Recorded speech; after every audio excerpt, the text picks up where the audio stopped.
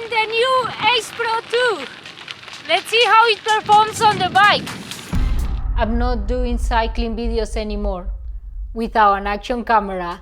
I've been testing the new Insta360 Ace Pro 2, and you might think, do I need an action camera as a cyclist?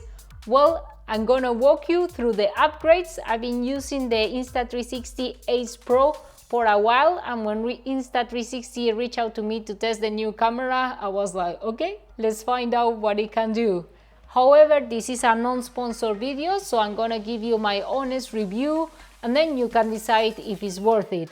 But there's a key feature I thought I would not use, and it's been a game changer for my videos. Let's find out. Unboxing the Insta360 Ace Pro 2, you have the camera itself. It has the same button layout and ports than the previous Ace Pro. It has an improved flip-up touchscreen, also a magnetic mount, and it comes with a spare battery, a USB-C cable, a standard mount, and a mic cap. A key upgrade of the Ace Pro 2 is the new dual AI chip and sensor, and you might wonder, why does it matter to me? Well, it allows for things like better image quality and efficiency. For example, in low light conditions, I use the pure video mode, which is great for night shots. Here are, for example, some shots I took with the Ace Pro and the Ace Pro 2. You can let me know which one looks best.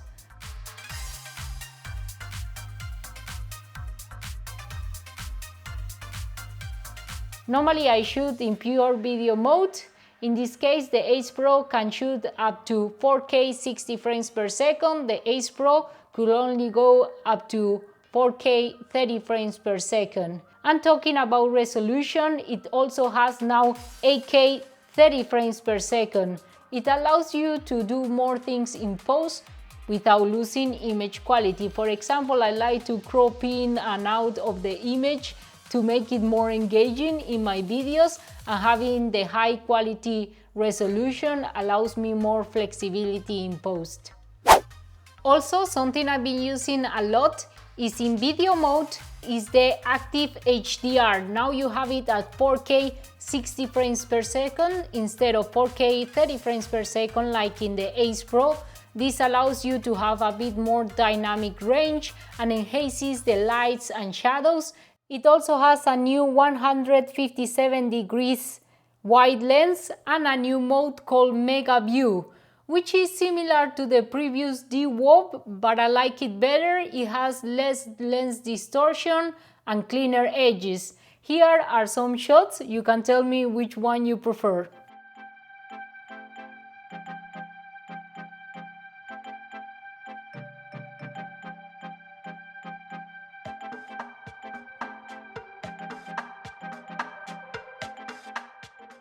You also have a zoom here. You can tap twice in the camera and zoom in without losing image quality. Here are some examples.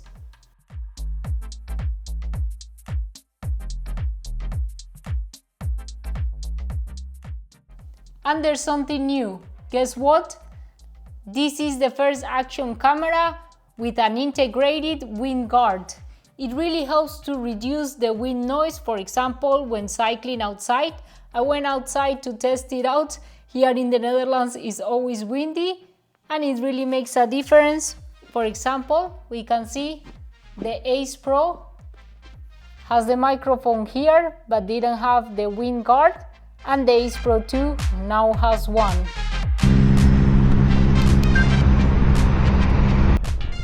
I'm recording audio with the Insta360 Ace Pro. It's quite noisy here at our arm length. Let me know how it compares with the Ace Pro 2. Coming up. Okay, I'm still at arm length distance. This is a pretty noisy and windy environment. I'm recording with the Insta360 Ace Pro 2 that has a new improved wind cover. Let me know how it compares with the Ace Pro. It's pretty windy out here. Leave a comment below which one you think is best. But here is why I think the Insta360 Ace Pro is a great camera for cyclists, because you can easily overlay your cycling stats on your videos using the Insta360 app. And the good thing, you can not only do it with the Ace Pro 2, but also with other Insta360 cameras. Here is how I do it, it's super easy. Once you finish your ride, open the Insta360 app and connect it to your camera, select the video. In this case, I shot this one in free frame mode. Then I can change the aspect ratio if I want, for example, for short format content like an Instagram reel or a short. I can use vertical or I can change it back to horizontal and then select stats, and there you have it, your cycling stats. You can also add other things like ND filter to make it look faster, which I really like. Just make sure that you record your ride using one of the compatible devices like Garmin or Coros, and it's super easy. Then export it. You can select different options. I like to export it in 4K 30 frames per second, and that's it.